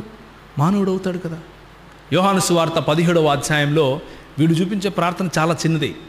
యోహాను సువార్త 17వ అధ్యాయం మొత్తం ప్రార్థనే. యేసు ప్రభు ప్రార్థనే చేశాడు అక్కడ. ఆయన ఏమని ప్రార్థన చేశాడు అంటే, తండ్రి, లోకమును సృజించక మునుపు ఏ మహిమ అయితే నాకుండెనో ఆ మహిమతో నీ తిరిగి నన్ను మహింపరచు అని ప్రార్థన చేశాడు. లోకాన్ని సృజించటానికి ముందు యేసు ప్రభువుకు మహిమ ఉంది అంటే ఆయన ఎవరని? ఈ లోకంలో రెండు భాగాలు, రెండు కేటగిరీస్ ఉన్నాయి. ఒకటి సృష్టి, ఒకటి సృష్టికర్త. సృష్టింపబడటానికి ముందు ఉండేదంతా సృష్టికర్తే. ఏమంటారు? ఒకటి సృష్టి, ఒకటి సృష్టికర్త. సృష్టికర్త ఎప్పటికీ సృష్టి కాడు, సృష్టి ఎప్పటికీ సృష్టికర్త కాలేదు. ఈ లోకము సృజింపబడటానికి ముందు నుండి నాకున్నటువంటి మహిమ అంటే ఈయన ఎవరని? సృష్టికర్త అని. ఈ మాటను ధృవీకరించుకోవడం కోసం దేవుని వాక్యంలో నుంచి ఒక 2 విషయాలు చూద్దాం. హెబ్రీయులకు రాసిన పత్రిక 1వ అధ్యాయం. హెబ్రీయులకు రాసిన పత్రిక 1వ అధ్యాయం. ఎందుకు అంటే మన యెహోవా సాక్షులు మన సహోదరులు ఏం చెప్తూ ఉంటారు అంటే, వీరు క్రైస్తవులుగా నేను అనటం లేదు, నేను పిలవటం లేదు. ఎందుకంటే నేను నమ్మను వాళ్ళు క్రైస్తవులని. క్రైస్తవులని నమ్మాలంటే ముందు క్రీస్తు దేవుడని నమ్మాలి, రైట్? సో హెబ్రీయులకు రాసిన పత్రిక 1వ అధ్యాయము 7 నుంచి మనం చదువుదాం. 7వ వచనం నుంచి ఎవరైనా చదువుతారా గట్టిగా? వీళ్ళు ఎందుకు నమ్మరు అంటే, వీళ్ళ ఉద్దేశంలో యేసు క్రీస్తు మికాయేలు దూత. ఎవరు? మికాయేలు దూత. ఇప్పుడు చూద్దాం ఆయన దూత కాదా, చదవండి. తన దూతలను ఎలా చేసుకున్నాడు దేవుడు? వాయువులుగాను తన సేవకులను అగ్నిజ్వాలలుగాను చేసుకొనువాడు. ఎవరిని గురించి చెప్తున్నాడు? దూత. ఇప్పుడు ఒక్క నిమిషం, యేసు ప్రభువు మికాయేలు దూత అయితే ఈ మాట యేసు ప్రభువుకు సంబంధించిందా కాదా? ఏమంటారు? దూతలను అగ్నిజ్వాలలుగాను సేవకులను ఎలా చేసుకున్నాడు? అగ్నిజ్వాలలుగా. దూతలను ఎలా చేసుకున్నాడు? వాయువులుగా చేసుకున్నాడు. ఒకవేళ యేసు ప్రభువు మికాయేలు దూత అయితే ఆయన ఏమై ఉండాలి? వాయువన్నా అయి ఉండాలి, లేకపోతే అగ్నిజ్వాలలన్నా అయి ఉండాలి. కానీ తన కుమారుని గూర్చి అయితే, దేవా నీ సింహాసనము నిరంతరము ఉండును, నీ రాజదండము న్యాయార్థమైనది, నీవు నీతిని ప్రేమించితివి.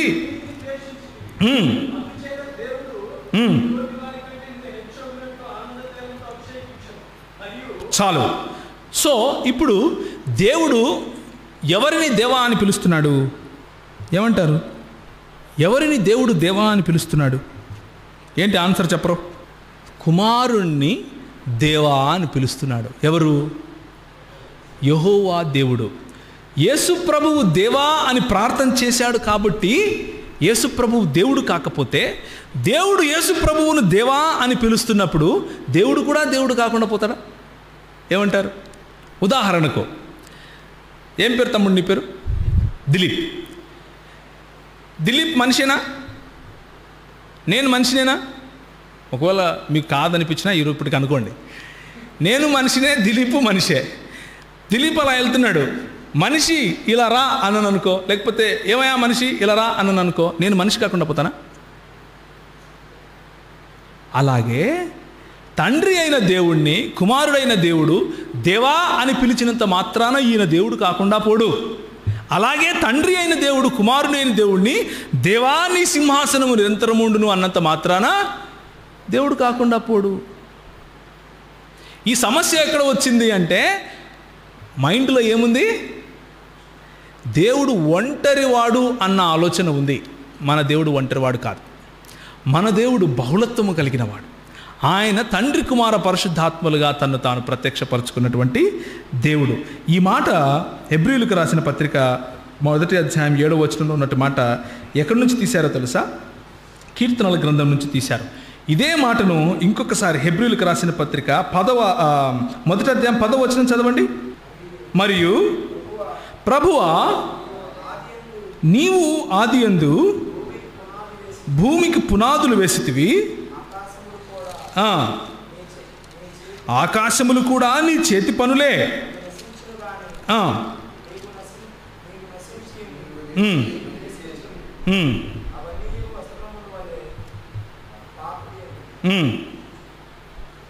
రైట్, చాలు. సో ఈ మాటలు ఎక్కడి నుంచి తీసుకున్నారు అంటే, కీర్తనల గ్రంథము 102 నుంచి తీసుకున్నారు. ఒకసారి కీర్తనల గ్రంథం 102కి వస్తారా?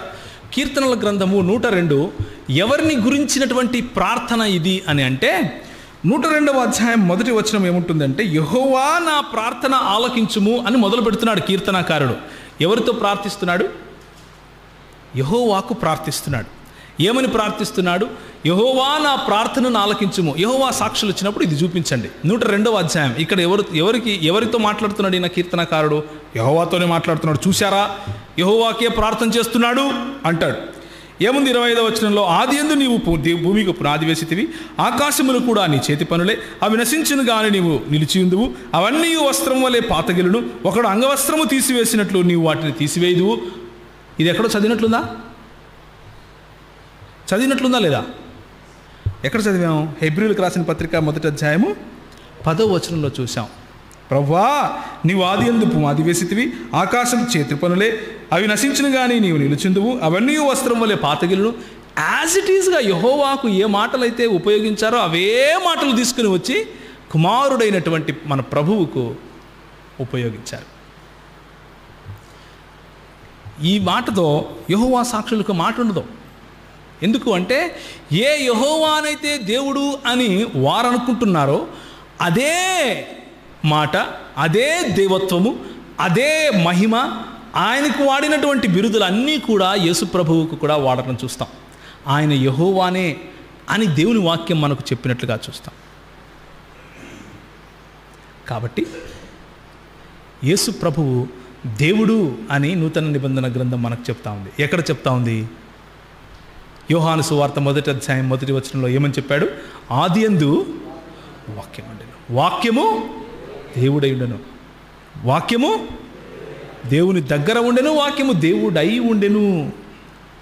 ఇది ట్రాన్స్లేషన్ ప్రాబ్లం, ఇది ట్రాన్స్లేషన్ ప్రాబ్లం, ఇది అవునా? సరే, తీతుకు రాసిన పత్రికలో ఏమంటారు మరి? తీతుకు రాసిన పత్రిక చూస్తారా? తీతుకు రాసిన పత్రిక 2వ అధ్యాయము 13వ వచనం ఎవరైనా చదువుతారా? అనగా మహాదేవుడును మన రక్షకుడును అయిన యేసుక్రీస్తు. యేసుక్రీస్తు ఎవరంట? మహాదేవుడంట. వీళ్ళు దానికి ఏమంటారు తెలుసా? ఓకే ఓకే ఓకే మనము యేసు ప్రభు మహాదేవుడు అని అంటున్నారు కదా, మైటీ గాడ్ మాత్రమే ఈయన మైటీ గాడ్ మాత్రమే. కానీ మేము నమ్మేది యెహోవాను, ఆల్మైటీ గాడ్. ఆల్మైటీ గాడ్ ఏమో యెహోవా అంట, యేసు ప్రభు ఏమో మైటీ గాడ్ అంట. మీకు ఇంతకీ ఎంతమంది దేవుళ్ళు అని అడిగాను నేను ఒకసారి. అంటే ఒకడే కదా అన్నారు. మరి ఒకడే అంటే ఇక్కడ మైటీ గాడ్ ఏంటి? మీకు ఎంతమంది గాడ్లు ఉన్నారు అని అడిగితే ఏం మాట్లాడలేదు. యెహోవా సాక్షులు మేము ఒక దేవుణ్ణి ఆరాధిస్తున్నాం అంటూనే బహుదైవారాధనకు వెళ్ళే ఆలోచన ఉన్నటువంటి వాళ్ళు. ఎందుకంటే లేఖనాల పట్ల అవగాహన తక్కువై ఆ సమస్య. లేఖనాల పట్ల అవగాహన తక్కువై ఆ సమస్య. దేవుని వాక్యం ఏం చెప్తుంది? ఆయన మహాదేవుడును మన రక్షకుడును అయి ఉన్నాడు. ఎవరు? యేసు ప్రభువుని గురించి మాట్లాడుతున్నారు ఇక్కడ. ఆయన మహాదేవుడు అని దేవుని వాక్యం చెప్తుంది. రోమీయులకు రాసిన పత్రిక 9వ అధ్యాయం ఒకసారి చూడండి. ముగిద్దాం, మనకు సమయము గతించిపోయింది కాబట్టి ఈ మాటతో ముగిస్తాను. పరిశుద్ధాత్మ దేవుని గురించినటువంటి 2 మాటలు చెప్పి ముగిస్తాను. చదవండి. రోమీయులకు రాసిన పత్రిక 9వ అధ్యాయం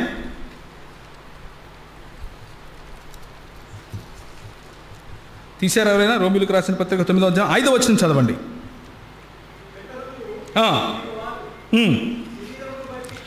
శరీరమును బట్టి క్రీస్తు వీరిలో పుట్టెను. ఈయన ఎవరి గురించి మాట్లాడుతున్నాడు? శరీరమును బట్టి యూదులలో జన్మించినటువంటి క్రీస్తు, యేసు క్రీస్తుని గురించి మాట్లాడుతూ అపోస్తలులు ఏం చెప్తున్నారు? ఈయన సర్వాధికారి అయిన ఆల్మైటీ గాడ్ అని ఉంటుంది ఇక్కడ. అర్థమైందా? తీతులో మైటీ గాడే కదా, ఇక్కడ సర్వాధికారి ఆల్మైటీ గాడ్, సర్వాధికారి అయిన దేవుడై ఉండి నిరంతరము స్తోత్రార్హుడై ఉన్నాడు. ఎవరు? యేసు ప్రభువు. మికాయేలు దూత కాదు, మికాయేలు దూత కాదు. కళ్ళబొల్లి మాటలు చెప్పి సంఘంలో ఉన్నటువంటి క్రైస్తవులను దొంగిలించే ప్రయత్నం చేస్తాడు సాతాను. దొంగిలించే ప్రయత్నం సాతాను చేసినప్పుడు దొంగతనం చేయబడ్డాము అని అంటే, మోసపోబడ్డాము అని అంటే దానికి కారణం లేఖనాలు తెలియకపోవటం కారణంగా. లేఖనాలు తెలుసుకుంటే, సంఘానికి సహవాసానికి అంటు కట్టబడి ఉంటే, స్థానిక సంఘంలో మనము ఎప్పుడు సహవాసంలో ఉంటే ఎందుకు కోల్పోతాం మన విశ్వాసం? ఎందుకు యెహోవా సాక్షుల్లాగా తిరుగుతాం? అవసరమే లేదు, అవసరమే లేదు. యోహాను సువార్త 14వ అధ్యాయం, యోహాను సువార్త 16వ అధ్యాయం, ఈ 2 చోట్ల పరిశుద్ధాత్మను గురించినటువంటి మరి చక్కటి వివరణ ఉంటుంది. యెహోవా సాక్షులు పరిశుద్ధాత్మ అంటే ఏమంటారో తెలుసా? అది ఒక శక్తి అంటారు. వ్యక్తి కాదు, శక్తి మాత్రమే.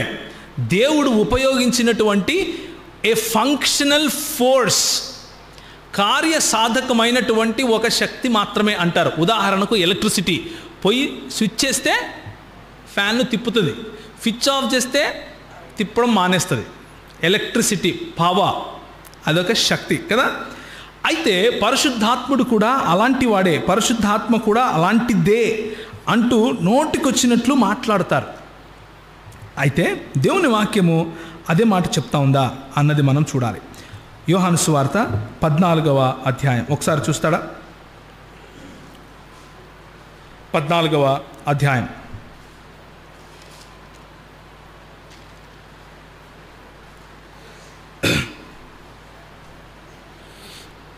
26వ వచనం.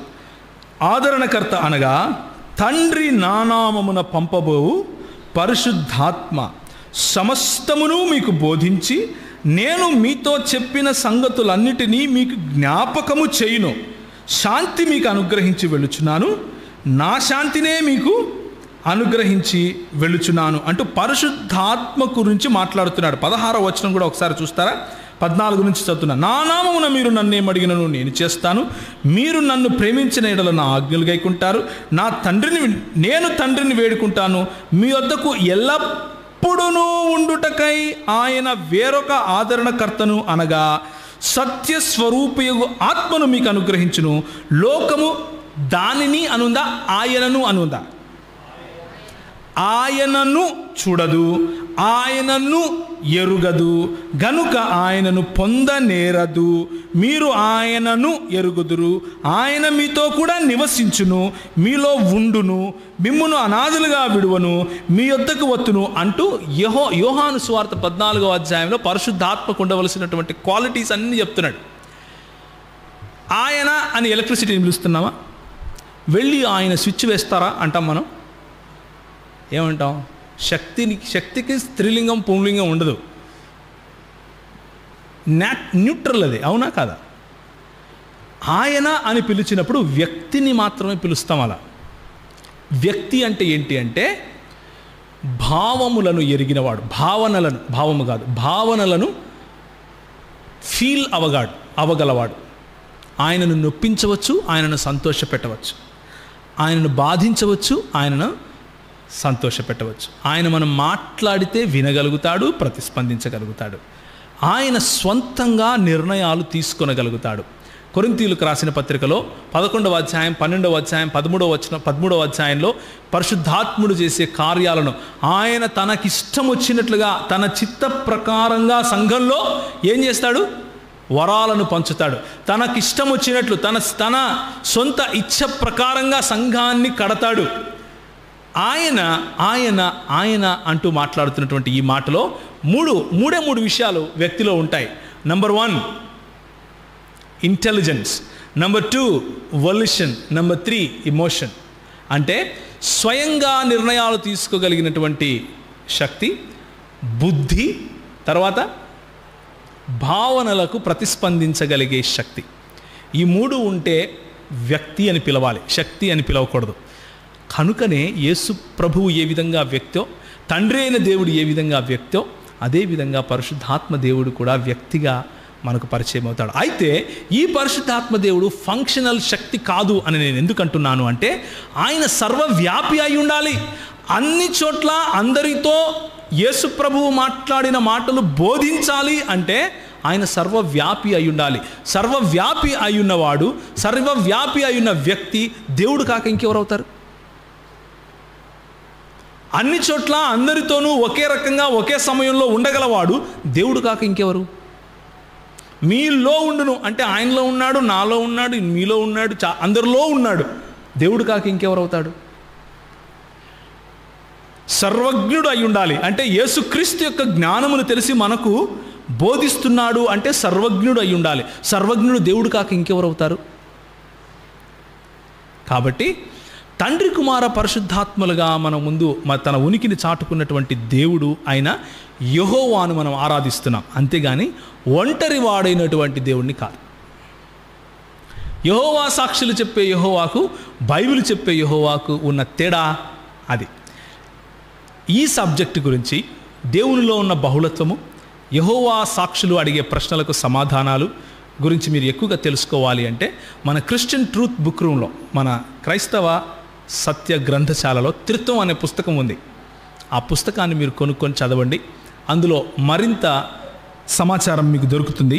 ప్రభువు ఈ వాక్యాన్ని దీవించునుగాక. అయితే మనందరము లేచి నిలబడినట్లయితే ఒక చిన్న వాక్య భాగాన్ని చదివి ముగించుకుందాం. అందరూ లేచి నిలబడినట్లయితే ప్రకటన గ్రంథము 5వ అధ్యాయం.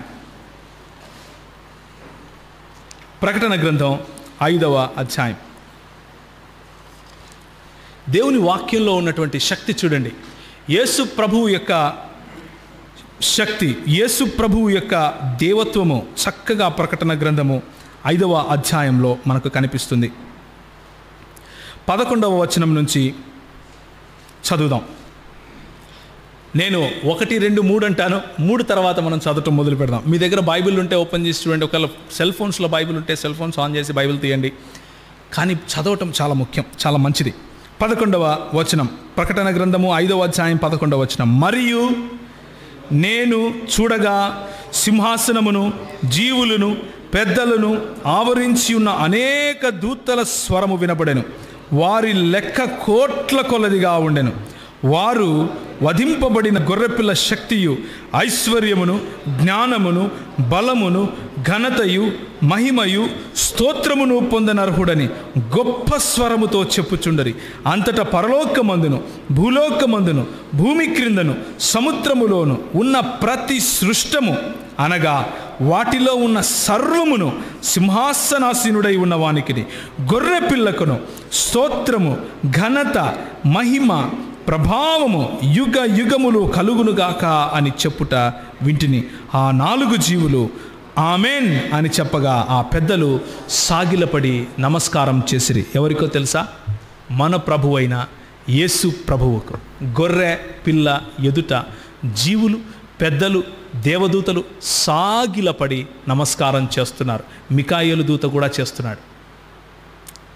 మికాయేలు దూత కూడా చేస్తున్నాడు. అంతేకాని ఆయన మికాయేలు దూత కాదు. ఆయన అంటాడు, మీరు చూస్తారు, నేను తిరిగి రాబోతున్నాను. నన్ను పొడిచిన వారు కూడా చూస్తారు, నేను వస్తాను. యెహోవా సాక్షులు కూడా చూస్తారు. ఆయన వస్తాడు. మన ప్రభువు యొక్క ఘనత అది. మన ప్రభువు పొడవబడి తిరిగి లేచి శిష్యుల దగ్గరికి వస్తే తోమా నమ్మక వచ్చి ఏమంటాడు అంటే, నేను ఆయన పొడవబడిన చేతులలో వేలు పెట్టాలి, పక్కలో తాకి చూస్తే కానీ నమ్మను అంటాడు. నమ్మిన తర్వాత ఏమంటాడో తెలుసా? హకుర్యాస్ము కహతియాస్ము అంటాడు. అంటే నా ప్రభువా, నా దేవా అంటాడు. ఎవరిని? యేసు ప్రభువుని. హకుర్యాస్ము కహతియాస్ము, నా ప్రభువా, నా దేవా. యేసు ప్రభు కాదు కాదు కాదు, నేను దేవుడిని కాదు అన్నాడా? అనలేదు. నువ్వు నన్ను సత్పురుషుడా అని ఎందుకన్నావు అన్నవాడు, నువ్వు నన్ను దేవుడని ఎందుకన్నావు అని అన్నాడా? అనలేదు. ఆయన ఆ ఆరాధనను స్వీకరించాడు. సుధీర్ చెప్పినటువంటి 23, 24 వచనాలు లూకా సువార్తలో ఆయన ఆరోహణుడై వెళ్ళిపోతున్న సమయంలో అందరూ ఏం చేశారు? ఆయనకు మ్రొక్కిరి. ఆయనను మ్రొక్కారు, ఆయనను ఆరాధించారు. మనము పరలోకంలో అదే చేయబోతున్నాం. ప్రభువు మన ఆరాధనలను స్వీకరించడం కోసం గొర్రెపిల్లగా సిద్ధపడి ఉన్నాడు. తలలు వంచుకుంటే ప్రార్థన చేసుకుందాం. ప్రేమ కలిగిన తండ్రి, కృప కలిగినటువంటి దేవ, మరి గొర్రెపిల్ల రక్తం చేత కనగబడినటువంటి మమ్మల్ని గొర్రెబొచ్చు కప్పుకొని వస్తున్నటువంటి తోడేళ్ల మధ్యలో నిబ్బరము కలిగి ధైర్యంగా ఉండటానికి మీ వాక్యపు వెలుగులో, మీ వాక్య శక్తితో అపవాది దుష్క్రియలను, అపవాది చేసే ప్రతి ఒక్క అపవాది మమ్మల్ని దొంగిలించాలని చేసే ప్రతి ఒక్క ప్రయాసను వృధా చేయటానికి, క్రీస్తుకు విరోధముగా వచ్చే ప్రతి ఆలోచనను చెరపట్టి మీ పాదాల చెంతకు తీసుకుని రావటానికి పౌలుకు ఇచ్చినటువంటి తెగువను, పౌలుకి ఇచ్చినటువంటి ధైర్యాన్ని, స్టెఫెనుకి ఇచ్చినటువంటి ధైర్యాన్ని మీ సంఘానికి, మీ సంఘ బిడ్డలకు దయచేయండి. చేరి వచ్చిన ప్రతి ఒక్క యువనస్తుడిని ఆశీర్వదించి బలపరిచి అలాంటి తెగువను, ధైర్యాన్ని, మీ పట్ల ప్రేమను దయచేయమని, మీరు మమ్మల్ని ఆశీర్వదించి పంపించమని చిన్ని ప్రార్థనను యేసు ప్రభువు వారి శ్రేష్టమైన నామములో అడిగి వేడుకుంటున్నాం తండ్రి. ఆమెన్. దయచేసి కూర్చోండి. మీకు ఏదైనా ప్రశ్న ఉంటే అడగచ్చు, లేనట్లయితే మరి ఈ సమయాన్ని అయ్యగారికి అందిస్తున్నాను. యేసు ప్రభు దైవత్వం విషయంలో, త్రిత్వ సిద్ధాంతం విషయంలో, మన బైబిల్ విషయంలో ఏదైనా ప్రశ్న ఉంటే మీరు అడగచ్చు. లేకపోతే మరి మన క్రైస్తవ అడగండి. ఏమంటారు? ఎస్,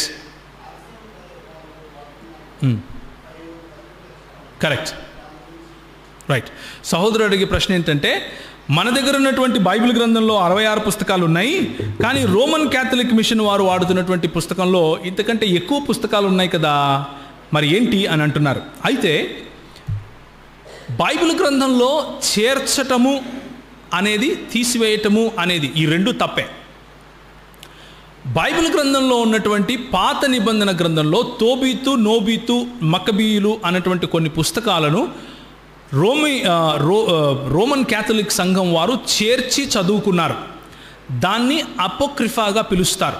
అపోక్రిఫా అంటే కేననైజ్ చేయబడినటువంటి మంచి లిటరేచర్. అది మంచి పుస్తకాలే, కానీ వాటిలో దేవుని గురించి నేర్చుకోవలసినటువంటి, మనుషులకు దేవునికి మధ్య ఉన్నటువంటి సంబంధాన్ని వివరించే మాటలు ఏవి లేవు. కాబట్టి క్రైస్తవ సంఘము అపోక్రిఫాగా పిలువబడుతున్నటువంటి మంచి పుస్తకాలే అయినప్పటికీ దేవుని గురించిన వర్ణన లేదు. కాబట్టి దేవునికి మనుషులకు మధ్య ఉన్నటువంటి ఆ సంబంధాన్ని చూపించే పుస్తకాలు కాదు. కాబట్టి అదేవిధంగా ప్రవక్తలు వ్రాసినటువంటి పుస్తకాలు కాదు. కాబట్టి మనం వాటిని తీసుకోం. మరి 22, 23, 24 అధ్యాయాలు సుధీర్ చెప్పినప్పుడు మీరు ఒక మాట వినుంటారు. ఏమని అంటే, ప్రవక్త మోషే ధర్మశాస్త్రములోను, ప్రవక్తలలోను, తర్వాత కీర్తనలలోనూ చెప్పిన ప్రతి మాట నెరవేరబడుటకు యేసు ప్రభువుకు ఏదైతే జరిగిందో అలా జరిగింది అని. ప్రవక్తలు చెప్పిన మాటలు మన దగ్గర ఉన్నాయి. మోషే రాసినటువంటి పంచకాండం మన దగ్గర ఉంది. కీర్తనలు మరియు విజ్డమ్ బుక్స్ అని ఏవైతే అంటామో, జబూర్ అంటారు, అవన్నీ కూడా మన దగ్గర ఉన్నాయి. అంతకు మించినవి యేసు ప్రభువు వారు పాత నిబంధన గ్రంథంలో దేన్నైతే ఆయన ఆ రోజు చదివి మన ముందు ఇవి నిజమైన దేవుని లేఖనాలు అని చెప్పాడో వాటిని మాత్రమే మనం తీసుకున్నాం. ఉదాహరణకు యేసు ప్రభువు వారు లేచి నిలబడి యెషయా గ్రంథం చదివారు. అంటే ప్రవక్తల గ్రంథాన్ని, ఇప్పుడు యెషయా గ్రంథం అంటే ప్రత్యేకంగా ఒక చుట్ట ఉంటుంది, కానీ అది ప్రవక్తల గ్రంథము అనే ఒక చుట్టలో ఉంటుంది. సో ఆయన ప్రవక్తల గ్రంథాన్ని దేవుని వాక్యంగా ధృవీకరిస్తున్నట్లు అర్థం చేసుకోవాలి. ఆయన ధర్మశాస్త్రం నుంచి కోట్ చేస్తున్నాడు అంటే అర్థం ఏంటి? మోషే రాసినటువంటి ధర్మశాస్త్రాన్ని ఆయన లేఖనముగా మనకు ధృవీకరిస్తున్నాడు అని అర్థం. అదేవిధంగా కీర్తనలో మరి నన్ను దావీదు కుమారుడని నువ్వు అంటున్నావు, కానీ దావీదే నన్ను ఏమంటున్నాడు? తండ్రి అని పిలుస్తున్నాడు అని ఆయన అంటాడు. అంటే ఏంటి? దావీదు కీర్తనలు మరియు విజ్డమ్ పుస్తకాలను కూడా ఆయన దేవుని వాక్యముగా ధృవీకరిస్తున్నట్లుగా అర్థం చేసుకుంటాం. యేసు ప్రభువు ధృవీకరించని వాటిని మనం తీసుకోవాల్సిన అవసరం లేదు. అందుకనే మనము అపోక్రిఫాను మనం తీసుకోలేదు. Thank you. ఇంకేదైనా ప్రశ్న?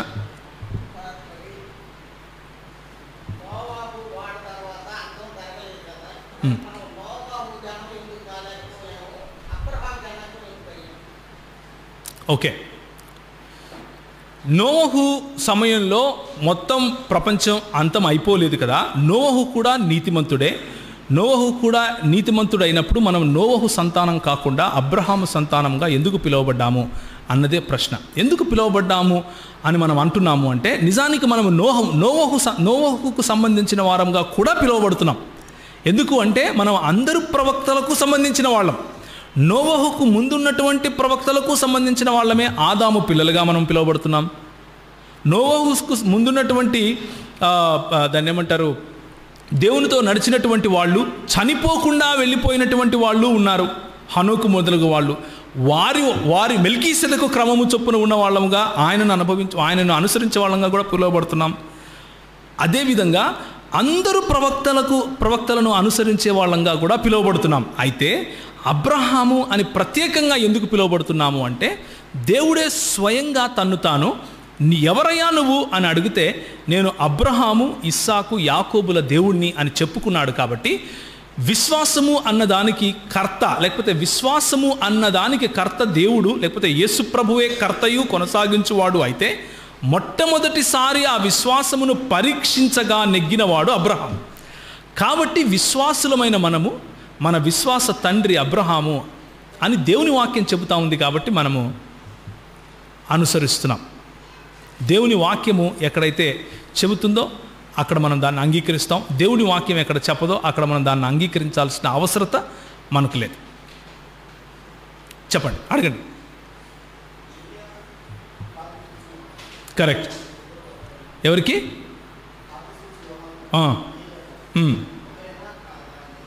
Okay, thank you brother.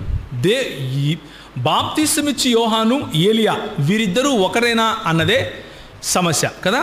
యేసు ప్రభు వారు దానికి ఒక చక్కటి మాట చెప్తారు. ఏమని చెప్తారు అంటే, ఈ భూలోకంలో స్త్రీకి జన్మించిన ప్రతి అందరికంటే కూడా శ్రేష్టమైన వాడు ఎవరంటారు?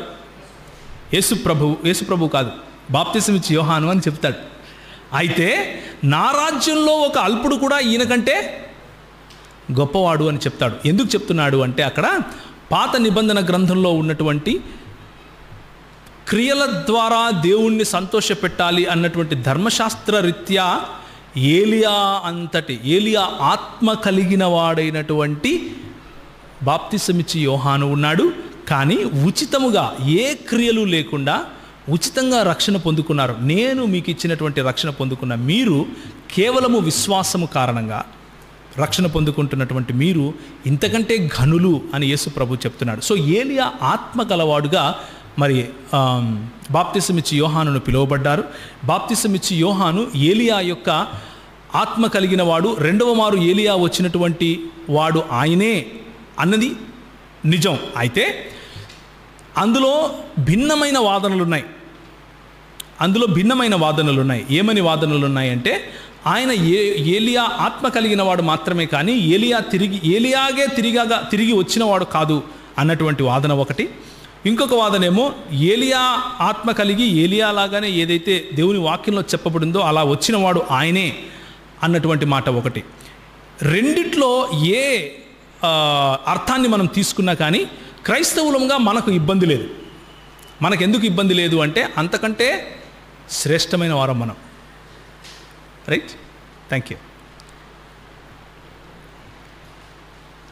ఏదైనా ఇంకే ప్రశ్న ఉందా? నేను ఎందుకు అలాంటి సమాధానం చెప్పాను అంటే, దాని గురించిన నా అభిప్రాయం ఒకటి ఉంది. ఆ అభిప్రాయం నేను నీకు చెప్పటం వల్ల క్రైస్తవ సంఘానికి పెద్ద ఉపయోగం లేదు. క్రైస్తవ సంఘానికి ఉపయోగం ఎప్పుడు అంటే, క్రైస్తవ సంఘాన్ని బలపరిచే మాటలు మాట్లాడుకున్నప్పుడు. సో ఆయన ఏలియానా కాదా అన్న విషయము ప్రత్యేకంగా మనం మాట్లాడుకుందాం. ఏమైనా ప్రశ్న ఉంటే అడగచ్చు. Okay, thank you very much. మీరందరూ వచ్చినందుకు చాలా చాలా వందనాలు. అడగండి అయ్యారు. ఓకే, మరి మన ప్రియరక్షకుడైన యేసు ప్రభు వారికి మరి మిమ్మల్ని అందరినీ ఈరోజు ఇక్కడికి తీసుకుని వచ్చినందుకు ఆయనకు అందరికంటే ముందు వందనాలు.